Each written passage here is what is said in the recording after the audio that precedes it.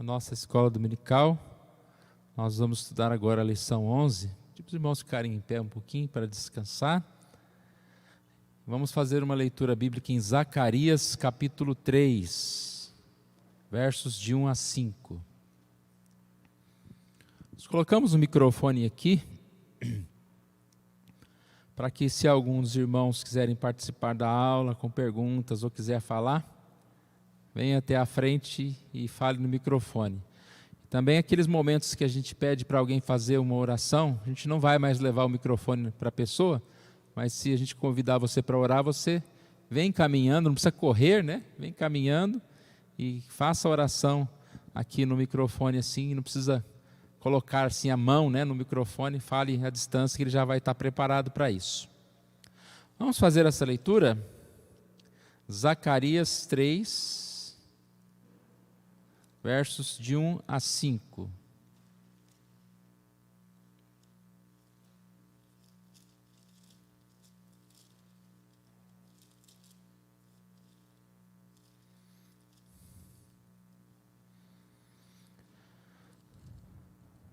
Deus me mostrou o sumo sacerdote Josué, o qual estava diante do anjo do Senhor.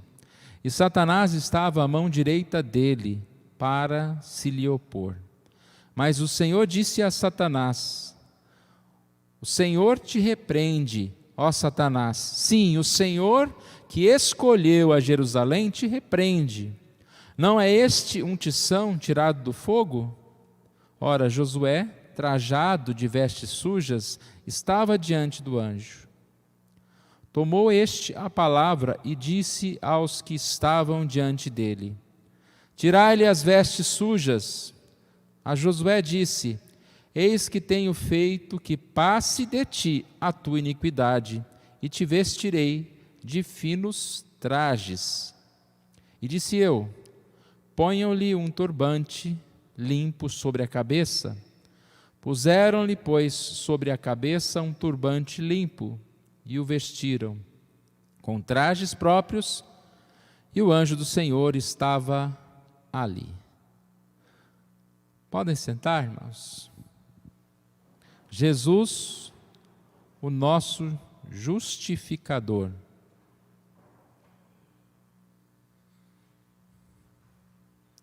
A lição é tudo sobre Jesus, título da revista, e a gente vai perceber aqui,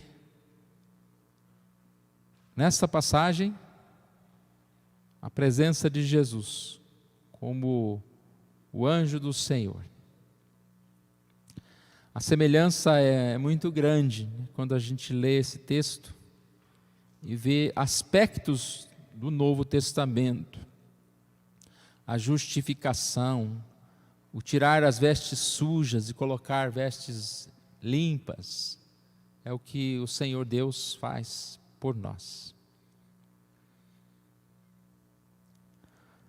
Contam que Lutero, que está aqui na introdução da lição, teve um sonho certa vez em que ele era afligido pelo diabo com toda a sorte de acusações. E o diabo então mostrou para ele um grande número de livros, imagina, mostrando uma biblioteca, e o diabo dizia para Lutero: aqui estão anotados os seus pecados. Situação desesperadora, né? Mas Lutero, no seu sonho, ele teria respondido, dito ao diabo: é verdade, todos esses pecados foram cometidos por mim. Todavia, o sangue de Jesus Cristo, o Cordeiro de Deus, me purifica de todo o pecado. No sonho, em seguida, o diabo se retira. Nós lidamos com esta experiência de termos os pecados lançados contra nós, seja pelo inimigo. Quantas vezes ele vem: você quer dar uma de crente, olha quem você é. Às vezes você está lá tão animadinho, né, fazendo alguma coisa para Deus, e o inimigo fala: você é aquele, mostrando coisas do passado. ou se não pessoas que, vez por outra, tentam nos diminuir, né? Na verdade, nos diminuir dizendo verdades, porque nós somos pecadores, nós somos pequenos. A lição então trata sobre isso, sobre como nós podemos descansar, como nós podemos compreender que os nossos pecados são perdoados, como nós temos um justificador, como Jesus nos limpa, nos purifica de todo pecado. Ponto 1. Estamos então no livro de Zacarias, e aqui conta alguns detalhes. Zacarias era um jovem, Zacarias era um profeta pós-exílio, ou seja, naquela época que iria começar a reconstrução do templo. O autor da lição diz que o livro de Zacarias é um pouco diferente de outros, ou o próprio profeta Zacarias tem uma missão diferente de outros. Ele exorta os judeus a retornarem para Jerusalém, do exílio da Babilônia, a prosseguir com a reconstrução do templo do Senhor. Isso é Zacarias. Mas com uma motivação diferente. Não é aquela motivação que a gente viu lá em Ageu, vocês estão construindo casas bonitas enquanto o templo do Senhor não está sendo reconstruído. Aqui a motivação é diferente. A motivação é que se cumpra o plano redentivo de Deus, ou seja, que Deus venha restaurar, completar a sua obra. Então é sabido que toda essa história, ela faz parte, né, de um processo onde Jesus iria voltar. O templo foi destruído, era necessário que fosse reconstruído outro, e aqui a lição fala que eles ficaram tristes e até choraram quando viram o segundo templo, que era muito menor, muito mais, a glória dele era muito menor do que a do primeiro. Mas como bem diz a lição, isso tinha um propósito, para mostrar que a glória daquilo que era uma imagem do que viria, foi desvanecendo, foi enfraquecendo, para aquele que veio, seja realmente o glorioso. O templo tinha o significado da habitação de Deus, e Deus vai habitar no nosso coração, e assim Jesus vem para que isso seja cumprido. Ainda sobre esse ponto, a lição mostra que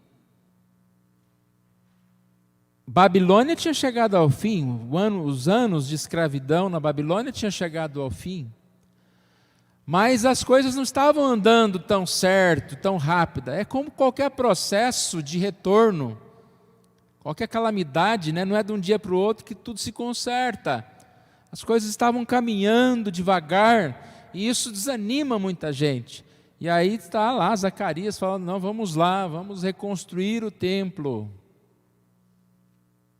É preciso que isso seja cumprido. Mas ele deixou bem claro que a importância não era o templo, não eram as paredes, não era a beleza da arquitetura, mas é porque fazia parte do processo de restauração do povo. Restauração do povo de Deus. O templo seria reconstruído, para que assim ficasse mais próximo ainda a chegada de Cristo.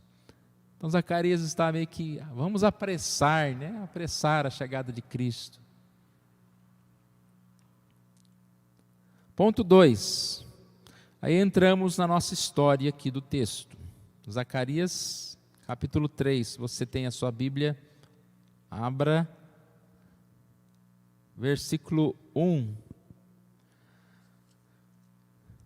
Deus me mostrou o sumo sacerdote Josué, o qual estava diante do anjo do Senhor, e Satanás estava à mão direita dele, para se lhe opor.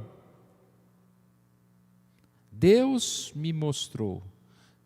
Zacarias tem então uma visão. O que ele vê?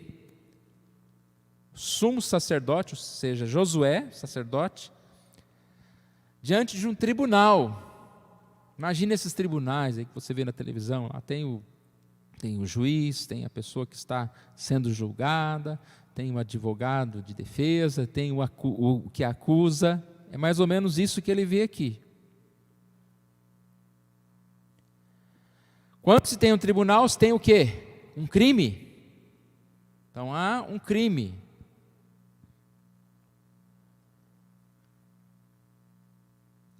A cena montada na visão de Zacarias é a de um julgamento num tribunal, no qual serão julgados Josué e, consequentemente, o povo de Deus. Josué aqui representa a igreja, representa o povo de Deus. O veredito, ou seja, a absolvição ou condenação de Josué, representa a absolvição ou condenação do povo de Deus. Quem são os personagens aqui? Josué é o réu e diante dele está o anjo do Senhor, que é o juiz. Nós já falamos há pouco, vamos repetir, que esse anjo do Senhor é Jesus. Vamos falar mais a pouco. Mas falando sobre os personagens, então tem Josué, o juiz. E quem que é o acusador? O acusador. Diabo.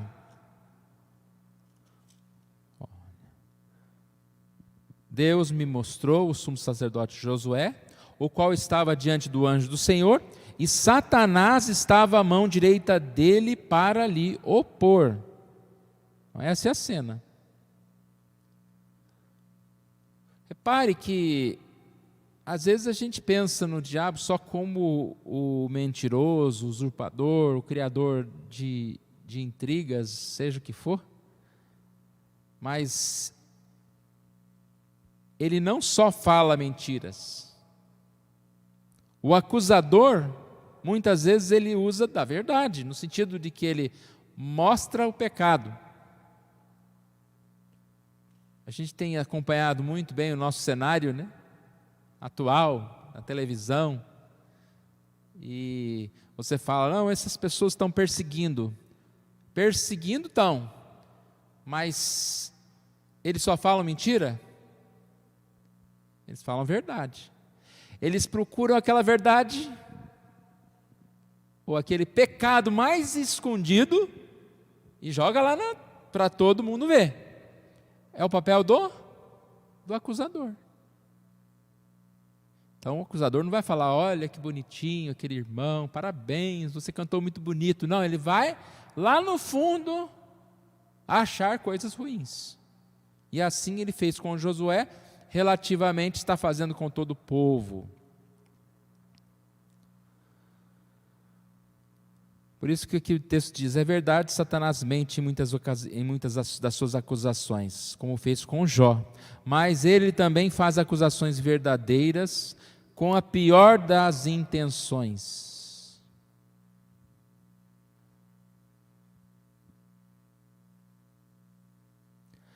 Josué então está aqui.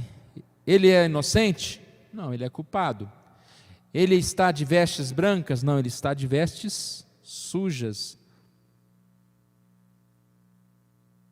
É culpado? Como todos nós somos. A cena parece assustadora quando diz que Satanás está à direita de Josué, e muito bem a lição nos lembra que esse estar à direita tem um significado. Quando dizem Salmo 16:8, o Senhor tenho sempre à minha direita. Estando ele à minha direita, não serei abalado. Mas quem que está à direita de Josué? É Satanás. Com uma acusação, com uma arma muito potente. Acusação. Lembra que nós falamos bem no início? Quantas vezes nós, diante da acusação, temos a tendência a desanimar. Quando o inimigo fala, você não vale nada, a gente tem a tendência a acreditar, no sentido de que não há esperança. Só que acontece uma coisa muito interessante aqui. O inimigo fala alguma coisa? O inimigo não tem oportunidade de falar. Olha aqui o versículo 2. Mas o Senhor disse a Satanás: o Senhor te repreende. Ó Satanás, sim, o Senhor que escolheu a Jerusalém te repreende. Repare que um pouquinho antes diz que Satanás estava à mão direita dele para se lhe opor. E aí a sequência, mas o Senhor te repreende. Irmãos, se a gente está entendendo esse texto como uma representação, né, do povo de Deus, uma representação do que acontece todo dia, a gente tem uma palavra de muito conforto aqui. Porque Satanás se põe à nossa frente, ou à direita.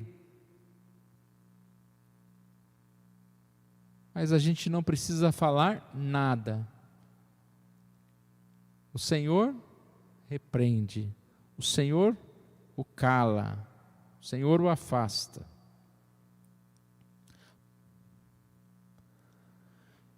Ele é impedido de lançar qualquer acusação contra Josué. Ponto 3.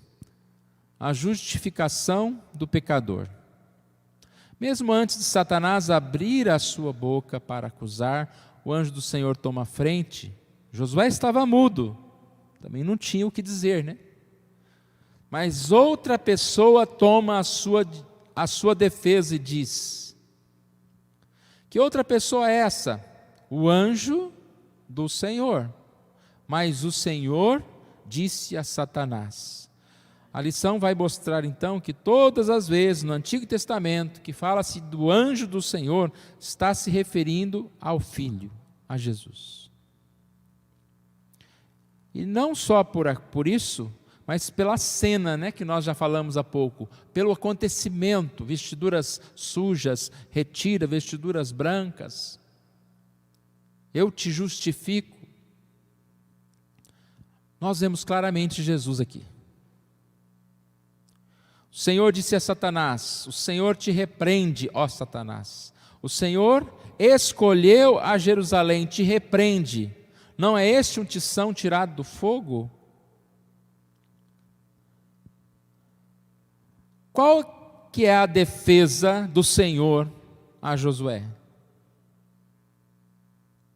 A defesa é: não, Josué é muito bonzinho, Josué não merece você falar nada dele. Não. O Senhor diz: esse aqui é igual um tição tirado do fogo.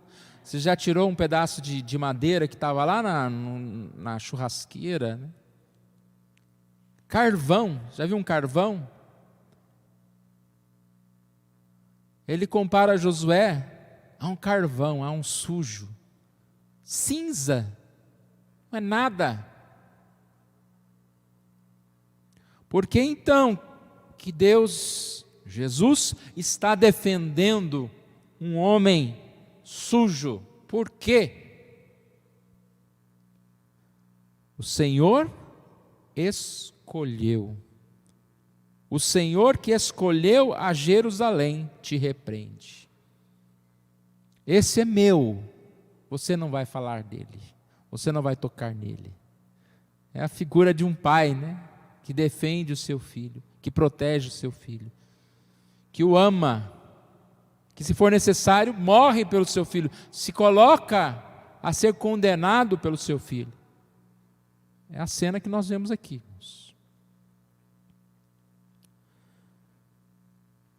O Senhor escolheu, não porque ele fosse inocente, não porque as acusações fossem falsas, mas porque o Senhor escolheu. E aí vem uma cena bonita, né? No versículo 4, Você foi tirado do fogo. Você foi tirado sujo. Você está com vestes sujas. Versículo 4: tomou este a palavra e disse aos que estavam diante dele: tirai-lhe as vestes sujas.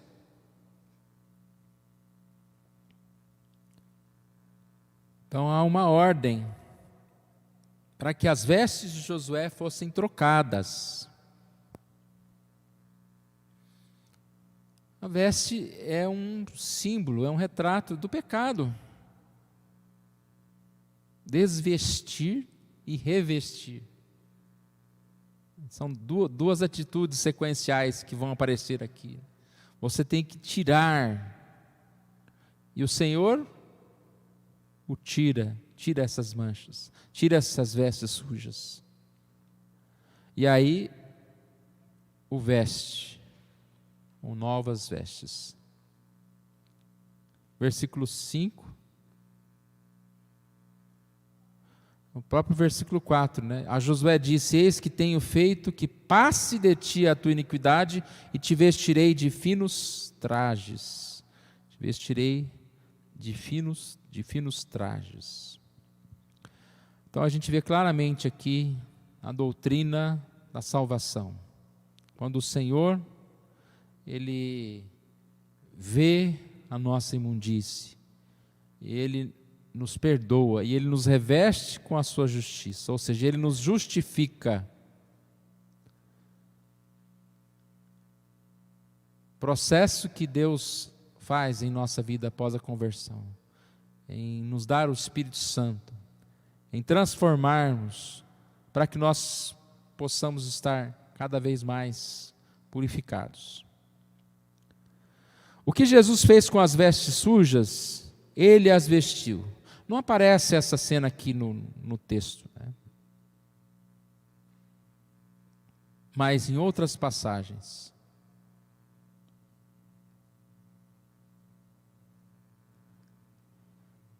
Por exemplo, a lição traz 2 Coríntios 5, 21. Aquele que não conheceu o pecado, Ele o fez pecado por nós, para que nele fôssemos feito justiça de Deus. Nós já estudamos várias outras lições, né, que falaram sobre isso, sobre como Jesus tomou para si os nossos pecados, como Ele sofreu no nosso lugar. Jesus tomou essas vestes e colocou sobre si mesmo, assim nos dando a salvação. Essa é a resposta de Cristo a todas as acusações do inimigo a nós. Como nós temos lidado com as acusações? Nós não podemos ser aquela pessoa segura de si mesmo, que nem sabe, nem percebe que é pecador. Muito pelo contrário. Diariamente nós precisamos reconhecer o potencial de morte, de pecado que está no nosso coração de homem, nosso coração. Mas esse reconhecimento não pode nunca virar um depreciamento, porque aí você vai estar dando ouvidos a Satanás.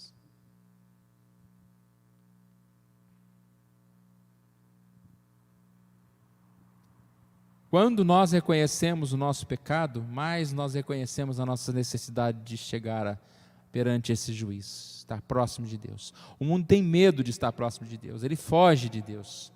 Nós não, nós nos aproximamos de Deus. Lugar seguro é em Deus, porque é Ele que vai repreender o inimigo. Então aqui na conclusão, traz um resumo muito bem feito de toda a lição. Aqui nós aprendemos algo a respeito da verdadeira natureza imunda do pecado. O pecado é retratado no texto por uma palavra que expressa o pior tipo de sujeira, a imundícia, mais abjeta, mais nojenta. O pecado é como uma sujeira. que se apega em tudo, estraga tudo, e ele mostra a sua imundície, em palavras imundas, pensamentos imundos, ações imundas, alguns dos quais tão vis e nojentos que nem devem ser mencionados entre os santos. Uma passagem, né, numa linguagem diferente de Efésios 5:3. Mas não para aí o texto. Além de mostrar essa realidade do homem sem Deus, do pecado, ele mostra que o Senhor está e age em nossa defesa. Como é que o Senhor age em nossa defesa? Primeiro, ele silencia todas as acusações de Satanás. Apocalipse 12:10 diz: agora veio a salvação, o poder, o reino do nosso Deus e a autoridade do seu Cristo, pois foi expulso o acusador de nossos irmãos, o mesmo que os acusa de dia e de noite diante do nosso Deus. O inimigo não tem força diante de Deus, ele é silenciado. Como mais Deus age em nossa defesa? Em segundo lugar, o Senhor nos justifica. Ele tira as nossas vestes sujas e nos reveste com vestes limpas e puras, da sua justiça e obediência perfeita. Só relembrando, Jesus não silencia Satanás porque nós não somos pecadores, porque nós não somos falhos, mas porque Ele nos declara justos. Ele nos escolheu.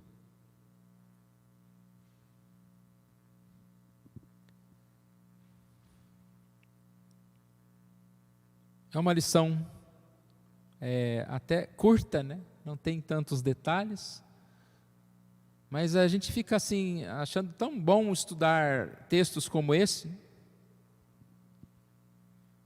Quem aqui alguma vez tinha estudado Zacarias 3, de 1 a 5, né? E pensado nesses detalhes? Então, é uma oportunidade tão boa que a gente tem de ver como a Bíblia ela é rica em detalhes. A mensagem de salvação ela está exposta em todo o Antigo Testamento, no Novo Testamento. O centro da Bíblia é Jesus. Jesus não está só no Novo Testamento. E essa mensagem poderosa é a mensagem que nos traz paz. Por que a gente pode dizer, entrego o meu caminho ao Senhor e eu confio nele? Por isso. Porque essa é a verdade de Jesus. Eu sou pecador? Sou. E olha que muito pecador. Não é pouco. Muito. Nenhum de nós tem qualquer valor, porque nós somos iguais. Quer saber se você é muito pecador? Assista lá o telejornal e vê o que as pessoas são capazes de fazer. Elas são capazes de fazer porque são piores do que você? Não, porque elas são iguaizinhas a você. Por isso elas matam, por isso elas roubam. Fazem todo tipo de absurdo. Estes somos nós, sem Deus. E aí a gente vê uma mensagem dessa, né? Que Deus não simplesmente ignora, mas Ele olha para nós, e não simplesmente com ira para nos destruir, mas Ele vem e olha com olhos de salvação. E diz: Satanás, fica quieto aí, você tira essas vestes sujas e eu lhe dou vestes novas. Que bênção. Uma lição muito importante, irmãos, porque às vezes nós somos incomodados com os nossos maus pensamentos, com o nosso pecado, e todas as vezes que isso acontece, nós devemos olhar para Jesus. Não é ficar escutando, batendo conversa com o acusador. Não, é mentira, senhor, eu não sou assim. Não perde seu tempo, porque é assim, não vale muito não. Olhe para Jesus, fala: ó Jesus, lava-me, purifica-me. E que Deus então assim nos ajude, nos abençoe. Pode falar. Hã? Vamos ler a aplicação.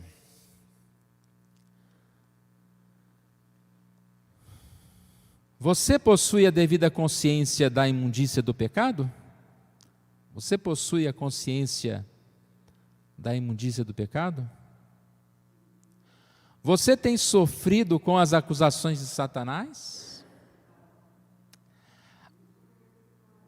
Apegue-se com coragem a Jesus, o justificador do seu povo. Não devemos sofrer.